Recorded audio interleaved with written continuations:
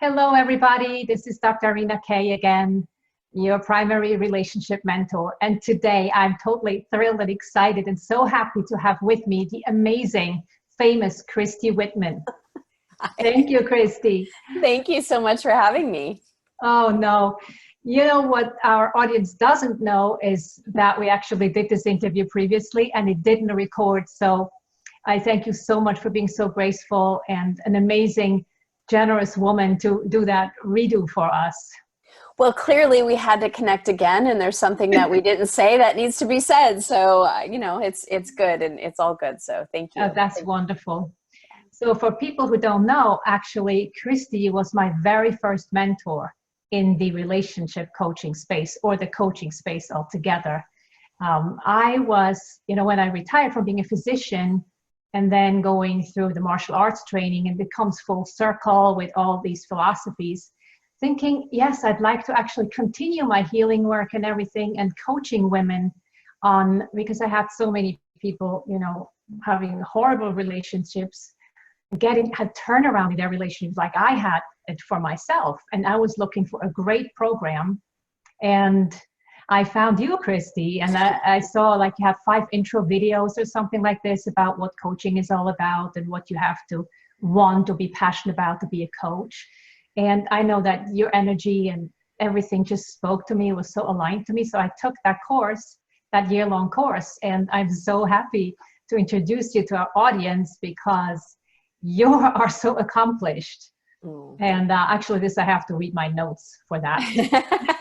Well, I appreciate you being part of the Quantum Success Coaching Academy family. Yes, it was absolutely phenomenal course. Thank you. So as you just heard, Christy Whitman is a master certified law of attraction coach, transformational leader, celebrity coach, and the New York Times bestselling author of The Art of Having It All. Her latest book is called Quantum Success. She has appeared on the Today Show and the Morning Show, and her work has been featured in People's Magazine, in 17, in Woman's Day, in Hollywood Life, and Teen Vogue, among others. Christy is the CEO and founder of the Quantum Success Coaching Academy, which is a 12-month law of attraction coaching certification program. And she also created the Quantum Success Learning Academy, which delivers personal development online training courses. As a life coach, Christy has helped thousands of people worldwide to achieve their goals through her empowerment seminars, speeches, coaching sessions, and products. So, I've been busy. Beautiful woman here, and let the audience know what you can tell them what they can do if they want to improve a relationship, any kind of relationship. Well, first and foremost, we have to understand that all relationships start inside of us. So what I mean by that is, when we're thinking about money, when we're thinking about our relationship with the person that we want to attract in our lives that we don't yet have, or the people that we do have in our lives, whether it be our partner, our husband, our wife, our friends, our parents, our kids, all relationships start inside of us, meaning the thoughts that we think about them, the emotions that we hold, the perspectives that we hold, all will be projected out. So every relationship starts inside of us. If we feel clean and clear inside of a relationship within ourselves, that relationship will reflect it on the outside. So it's really important to pay attention to what are we thinking about the people that are in our lives or the people that we want to attract in our lives, right? Even if someone wants to attract clients, for example, and they're like, there's no clients out there, it's like, what are we thinking about? What perspectives are we holding? What emotions, what beliefs do we have? And when we can feel really good about those conversations in our head, those relationships will reflect it. So you're basically saying this is all based on the law of attraction, which I thought initially was an attraction between men and women. And then you learned otherwise, like really what you're projecting out, you're getting back in. I'm thinking I'm putting you on speaker view now that people can really see you better because you are the honored guest here. And the law of attraction, well, can you tell people a little bit more about that? Yeah, so I'm glad you're asking that, because what happens is, there are universal laws that exist. It's kind of like gravity, there is gravity, and we don't have to sit here and think about gravity in order to not go off in outer space. I mean, we're sitting in our chair, gravity is working whether we're thinking about it or not, whether we're aware of it or not, whether we even know about it or not. And it makes sense to know about it so we know how to navigate living in this world. And there are, for me, 7 essential laws that it's really imperative to learn about these laws, because it's like knowing the rules of the game. And so one of the laws is that we have to understand that everything is energy. It's not just a woo-woo conversation. We know this by science. I mean, to the very bottom of atoms and molecules, between all of it, everything is energy. We know this now from quantum physics. I mean, the science and everything has caught up with this. And so everything is energy, and all energy carries a vibration. And that vibration goes out into the universe, and it communicates with other energies and vibrations. And then those things are attracted to us. So we're like energy towers sending out a signal all day, every day, by what we say, the words that we use, by what we think, the emotions that we hold, the feelings, the perspectives, the actions that we take. So we are always generating an energy, and it could be something we're giving out by default, meaning we just have a natural reaction to something. We don't have enough money to pay the bills, so we feel bad. That energy goes out, and people wonder, why can't I change my money situation, my relationship with money? Or, we want a partner and we can't seem to attract the right guy or the right woman, and so we're always sending out the same frequencies. By working with the law of deliberate creation, we get to choose what our thoughts are that we want to think, what we want to feel, what we want our experiences to be, by feeling the vibration first. So that the tower that sends out energy, we get to determine what's the energy that goes out. Is it positive? Is it high? Is it appreciation and gratitude and love and abundance? Or is it fear and worry and doubt? And whatever we're vibrating out is being matched by law of attraction. And we will then see those experiences as evidence in our reality. Yeah, I was also, being a retired physician, basically a scientist at heart, always thinking about how is this possible? Yes, I understand that everything, matter and energy, are equivalent. I mean, Einstein, that famous equation, right? E equals mc squared. Everybody knows that one. Yes, energy and matter and everything is energy, everything. And every energy carries a vibration like a wave, which is also physics. That was clear to me, but I'm saying, okay, so I'm sending this out. Why would that get back? Then I'm thinking, yeah, well, you know what?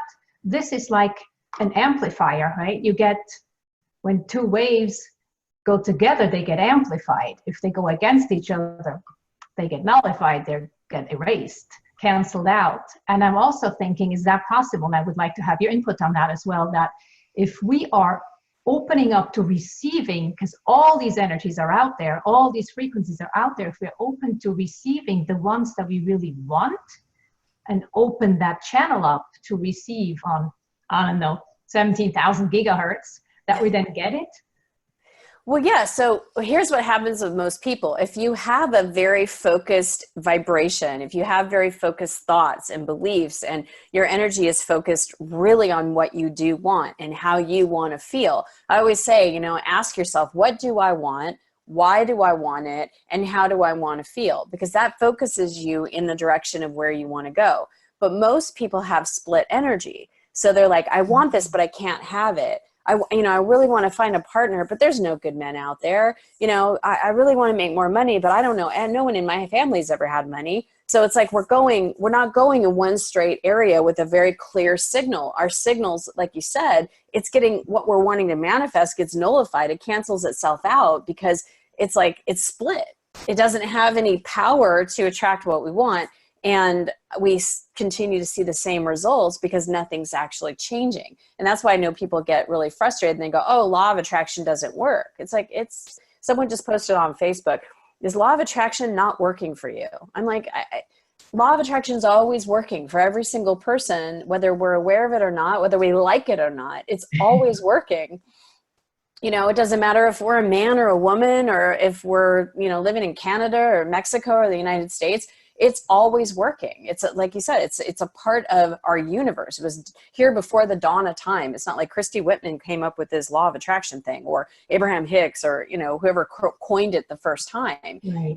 These are things that are threaded throughout our religions. You know, Jesus Christ talked about it. Buddha talked about it. I mean, most religions have it because it's a universal existence and presence that, you know, what you think about comes about. That's, I think, the point, right? What you think about comes about. Yeah. Because, I mean, we know that when you smile at somebody, they're likely not being grumpy back. They smile back. But if you are a sourpuss, they kind of back off, which makes sense that in everything you think, you get a reciprocation, you get it back in some way or another. It's cause and effect. Absolutely. Cause and effect. Yeah. And scientifically proven as well. So no, it is not woo-woo. No, not at all. And I think even though, I mean, I'm not sure whether Napoleon Hill already coined the phrase for the law of attraction, but what he did was kind of a scientific study of who was successful and what these people did to become successful, and always found it was mindset. Yeah. And, you know, I love that discussion, because now we understand that it's not just about mindset. You know, it's like there's been an evolution in personal development. You know, people thought it was like setting goals and mindset and everything. And it's really not just about that. It's really about your feeling state too. And your feelings are really important to pay attention to, because everything is energy. And now when we start to understand that if there is stuck energy inside of us, because I like to call it a bushwhack, you know, someone says something to us, something happens, you know, it could be whatever that we close our hearts to. When we have our heart open and we are in an expanded space, we are actually aligned and we feel good. And we are then sending out waves of good thoughts and energy, and good things will come back to us. But if we're moving along our day and feeling great and joyful, and something says something, or something, we get bad news, or we have, you know, something traumatic happens, most of us don't know to keep our hearts open and let our emotions flow through us. So we close down. And in that closing down, we close our heart, we kind of constrict and out of self-protection. And in doing that, we trap the energy. And when we trap the energy, what happens, it's kind of like you've got this joy energy, right? It gets blocked. The joy energy gets blocked by the bushwhack, right? And now you've got two types of energy that are being blocked inside. The psyche goes, the mindset goes, okay, well, don't, and this is all, of course, subconscious or unconscious, but you can't feel joy because the last time I felt joy, this happened. Or if I get too excited, the last time I got too excited, this happened. So out of self-protection, we allow ourselves to feel something and then we close down. And we have to understand that bushwhacking emotion, so it could be fear, anger, sadness, whatever is there, that if that is still active and it hasn't been processed, then what's going to happen is that is going to create a vortex of energy that's going to set up thoughts that match it. The thoughts then set up, you know, situations that get manifested, and then it becomes a belief, because it's like now we're seeing through the block. It's like, oh my God, see, it's true. And then that's how people have these limitations, these calcifications of energy that happen inside of them, where as if they understood where to release or how to release the energy of that no longer has an active emotional response. I've been working with people lately that it's like if they now think of something that happened in their past and they normally would get, you know, emotional about it, they can think about it and there's just no emotion there because the energy's gone. Right. I mean, that is exactly what I was saying when we're going into neuroscience here. We know that traumatic experiences are imprinted in the brain, and these neurons just fire as soon as something just triggers these kind of, even if it's just on the tangent, it will trigger that. And then you'll have this what do you want to say? Self-fulfilling prophecy. Self-fulfilling prophecy, exactly. You have this self-fulfilling prophecy, like, I told you so, don't do this, I told you so, because we also have a negative bias. And that's also from way, way before in our brain, it was, our brain's job, even now, it's just to have us survive in the best way possible. So it takes all the experiences that it has during a lifetime, and some of them, maybe we don't even remember them, were not that great, but it will always go to that negative bias first and say, oh, what if this happens again? What do I do now? What do I do now? And what could they do? I remember when that was maybe 10 years ago, when people were saying, oh, happiness comes from within. I'm like, yeah, okay, but what do you do when your life sucks, right? At this point, I felt my life sucked. And sure enough, it kept sucking. It wasn't getting any better until I allowed myself to actually open up to the possibility it could get better. And I got a nudge that was very funny, because I was, in a Reiki circle. I'm a Reiki master. And there was a reading, and one of these psychics told me that, oh, you will have love coming to your life. I'm like, yeah, right. Like I need another one, She said, and she said to me, don't fight it. It'll happen. And I know that at that point, that was the point where I opened myself up and opened myself up to receiving. And I believe this is one of your 7 laws, right? Absolutely. The law of allowing. Yeah. It's the law of allowing applies to all aspects of our life, but how we feel about ourselves when we're criticizing ourselves, when we're complaining about ourselves, when we're judgmental, all the lovely things that we do, when we're comparing ourselves to other people, all of those things, we're not in a space of allowing. And then how we translate this into our relationships, if we're, shooting on our partners, if we're comparing our partners with somebody else, if we're, complaining about what they don't do and how they don't show up and what they don't make and all the places where they're not enough, all those things that we do and project onto our partners, because it starts here first. And if it starts here, it has to then go out to our partners, our kids, everybody around us. We can't exude out anything that we don't have inside. That's why all relationships start inside of us. If we feel joy and happy, that's going to exude into the rest of our relationships. If we're angry and seething inside, that's going to manifest into all of our relationships.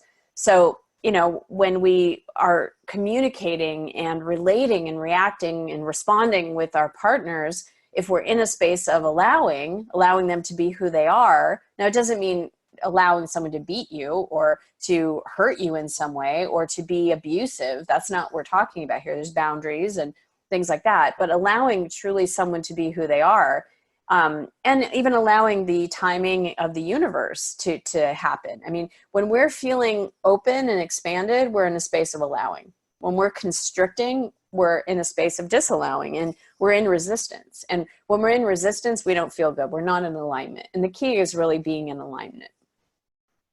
Was that always like that for you? I mean, since you were a child, or how did this happen for you?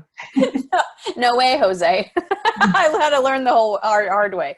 No, I still have I'm very fortunate. I have my mom and dad. My dad's 86 and my mom's 82. And they are very much in lack. I mean, they both have always had a really good life, although their story is that they've always struggled. Even when they had money, they were struggling with it. They just look at everything and see the problem and the issue with it. I wrote about that in my first book called Perfect Pictures, is you could have 10 things going on with something. And if one thing's wrong, all the attention went to that thing that was wrong and how we fix that. And all the focus went on that thing. And I learned how to do that. So I grew up in my life and in my early 20s, I was living in Chicago. I had a great paying job. I had a great fit body, friends around me. I was living with my best friend in Wrigleyville and a brownstone and, just should be loving life, and living in this amazing city. And my job was literally, I was a wine representative. And so I would take my girlfriend out to dinners to go meet food and beverage managers and managers of the best hotels and restaurants in the city of Chicago and eat for free. And, so it was like, I was having the time of my life, and yet I wasn't, because I was really unhappy, because no matter what I created, it wasn't enough. No matter what I accomplished, it wasn't enough. And I was projecting, as most people do, I was projecting that, well, if I make this amount of money, then I'll be happy. And I'd make that amount of money and go, well, that didn't work. Maybe I need to make this amount of money and then I'll be happy. And then I made that amount of money and I wasn't happy. And then so it kept getting more and bigger. And, and the more I projected outside of myself, I realized that I'm just not fulfilled. What is this all about? I'm doing everything that they told me would make me happy, and I'm just not happy. I don't feel fulfilled. And so that's when I actually started seeking And I found meditation, and that's when I found the universal laws, because I had my meditation teacher. Now, this is 22 years ago. So it wasn't like people were online talking about this, and, you know, that it was common, or people were talking, we didn't have The Secret back then. Right. And so when she said to me, your thoughts create your reality, I was like, or no, she didn't even say that. She said, you're creating your reality.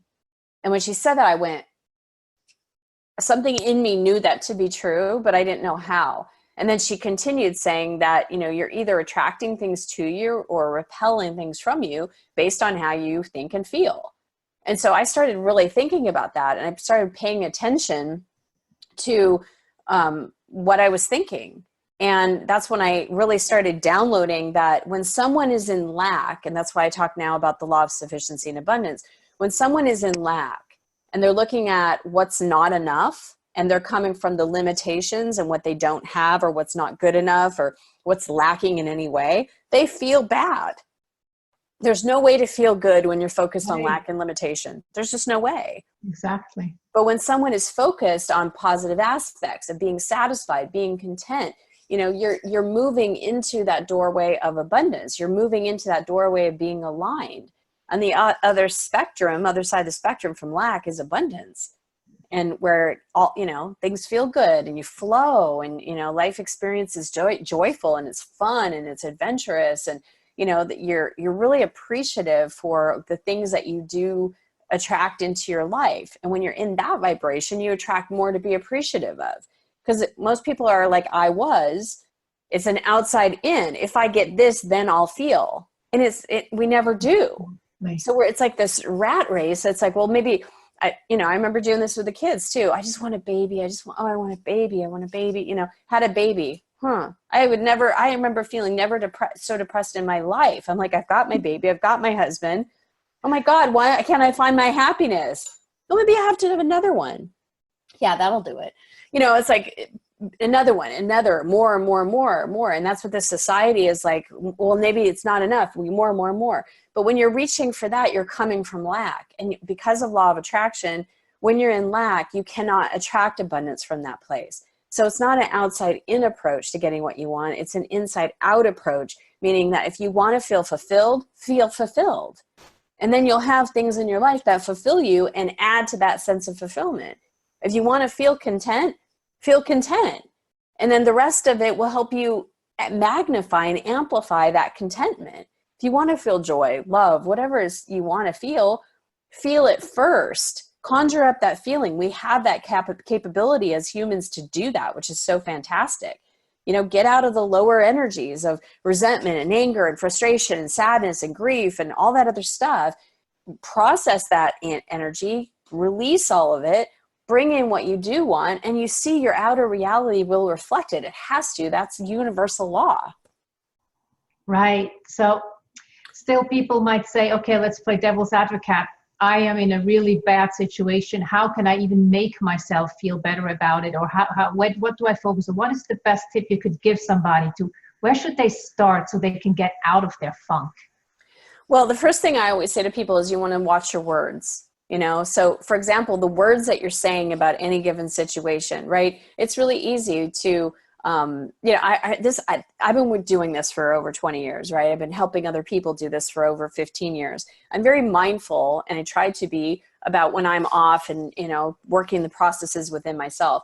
It was about a month ago. I got so frustrated, and I'm driving, and I'm with my kids and my husband, and I'm trying to get into a shopping center, and this guy literally blocked the way into the shopping center. And I was like, oh my God, people are idiots.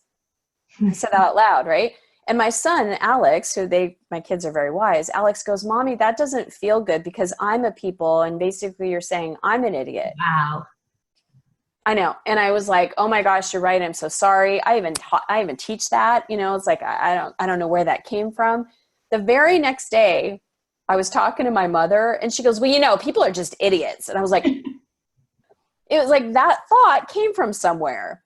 That is so incredible. Isn't that amazing? It was like that quick, the manifestation of that and the awareness of it. And I was like, wow. So we say things that sometimes we're not even aware that we say, because what if my son wouldn't have even said anything, I probably wouldn't have even recognized that I said it. It was just something I was saying out of frustration, right? So we have to watch the Exactly. things that we say.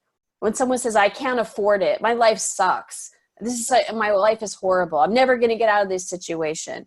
We have to watch what we say, because the universe has big ears, because you're vibrating at a very low frequency, and we can attract the things that we do want if we're focused on what we don't want. That's why I forgot who it was always said, cancel, cancel. No, no, that's not what I mean. But like you said, what we say is what we think. So it really has to be up there. We have to, I guess, discipline ourselves or get into a routine of appreciation, of gratitude. And everything gets so much easier. I know how it is now. I couldn't have a better relationship. We are happy every single day. And that doesn't mean that we never, ever, ever fight.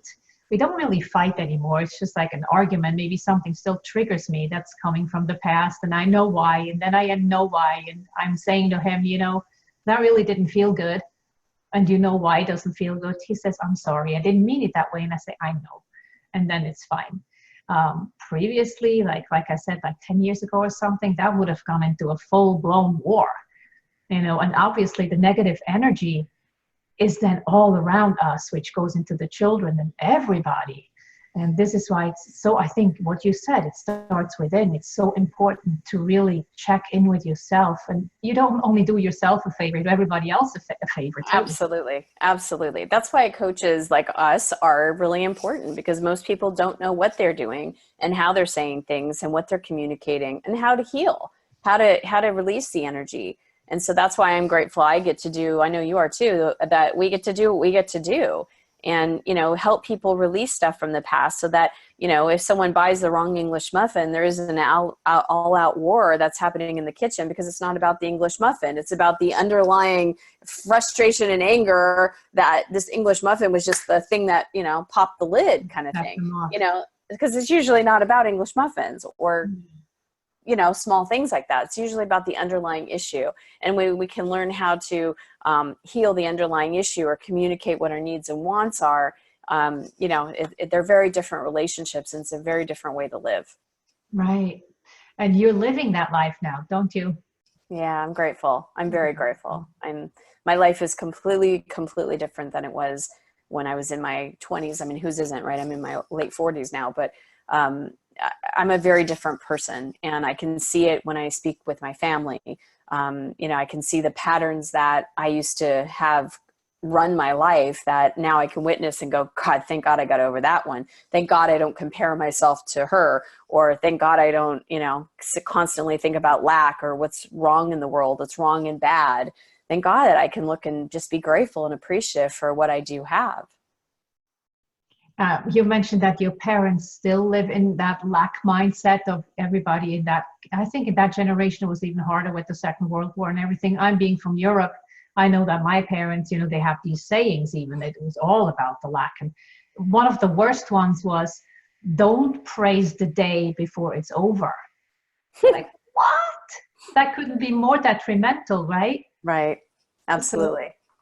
So, yeah, they did. They came from their reality, being where there was lack and limitation. And when you think about it, everything is energy, like we said. And that's why it's so important to be able to heal and release energy from the past. Because, just even thinking about my mother, her parents were in the Great Depression.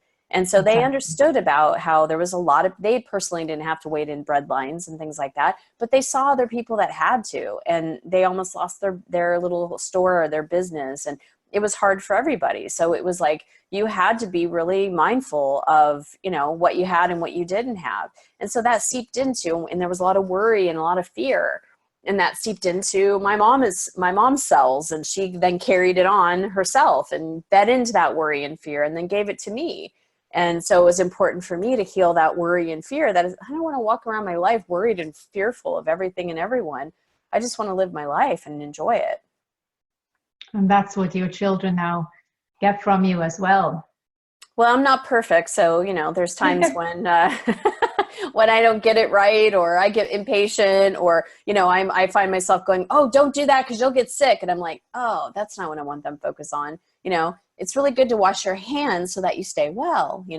So I have to catch myself, and my husband and I tease each other that, I got first year of therapy, you got the second year of therapy, and, so there'll be things that they'll have to clean up from their childhood too, because none of us leave unscathed. No, that's true. You mentioned something earlier when you said, this meditation teacher will kind of triggered the opening and the thinking about it can be different. And then you mentioned about your book, The Perfect Pictures. Now, I know that this has a really, really fascinating story behind it. Would you mind sharing that with the audience? Sure. So I now channel, and I've actually been channeling for a long time, but my first book channeled through me. I was going through really a lot of realization about what was lack and what was abundance, and how I had these just perfect pictures. Everything had to be perfect, and if it wasn't, I would focus on the things that weren't. And with law of attraction, obviously what you're focusing on, you're going to get more of. So if you're focusing on what's bad and wrong, then you're going to get more of what's bad and wrong. And so one night I was meditating, as I do every night, and I saw my book, a picture of my book come, and it said Perfect Pictures by Christy Whitman. And I thought, well, I had never written a book, so that was interesting. And the next morning at 1:05 in the morning, I had someone talking in my head, giving me all this great information. I'm like, where is this coming from? But it ended up being, I got up, I couldn't go back to sleep. So I started writing out what I was hearing. And it was like the first sentence or first, paragraph, the first chapter, all of it was just coming through my arm. And it was like, my arm was not my own. It was just it was really bizarre. And that happened 7 nights in a row. And that was actually my first book. And all of my books have come through me that way. And even my latest book, Quantum Success. And so, yeah, that's just how they channel through me. That is just absolutely fascinating to me because, you say they channel through you, you're an open channel. Like I say the same thing, with Reiki, that's what you want to do. You be an open channel for the universal energies and these energy beings that we are also, but now we're in our physicality here. We're like condensed matter while they're pure energy and so expansive. They channel through you. I think that is just an incredible gift. Would you tell us a bit more about Quantum Success? What is that all about? So Quantum Success is a book that's really about taking the 7 essential laws, learning about the 7 essential laws and how to apply them towards work and money. So the biggest key is that, knowing how to have alignment and then creating momentum. So that's really, I had massive success in my career by applying the universal laws. So whenever I wanted to find a new job, making more money or getting a promotion, I share those stories in there of just times when I went from really took huge leaps in the amount of income I was making by applying the laws. So that's what that book is. Can other people who are not that gifted follow that as well? Well, thank you. But they're universal. They work for every single person. So that's the thing, is that when you apply the system, when you apply the information, it will work for every person. It has to. And if it doesn't, it's because there are energy blocks, and that's where the energy work is done. But they're there to work for every single person. Yeah, that's phenomenal. That's amazing. It's like, you got the message from the universe itself via Christy Whitman, how you got to do it, then go ahead and do it. But when there's energy blocks, you are an energy healer. I know that. What do you do for clients, let's say? For clients, like I just was on a call about an hour ago, and I allowed the Council of Light to come in, and they were doing energy healings and having a conversation, giving some teaching points, to the client, and helping her remove a lot of the things that bushwhacked her in the past, whether it was things that her mother said to her, or things that her father did to her, or even her ex-husband, just different things in life that along the way has prevented her from being happy and succeeding in her life. And so it's great to be able to just show up and allow the council to come through and, give the healings and the information and everything. So It's amazing. That's absolutely fascinating. Absolutely amazing. I can't even imagine how, are you at this point? I just wonder how this works. So, like you're saying, apparently that was long distance, right? You said you were on a call, so you don't even have to sit across from the person. No, we were on Zoom, and I'm in California, or I'm not in California. I'm in Arizona. She, I believe, is in, where is it, Michigan. And so, time and space doesn't really matter. And because they are guiding the client what to do and where to release, because it's not really the energy healer that's necessarily doing it for them. It's each person becoming an energy master of their own body and being able to direct your body where to release the energy, and kind of activating that release. So it's pretty amazing. It sounds like incredible. Is that something when you say the counselor of light comes through and then instructs the client to release blocks or whatever? So, are you kind of an observer to this, or are you even completely out of the picture, or do you know? It's both, actually. Yeah, it's both. So sometimes I'm aware of what's happening.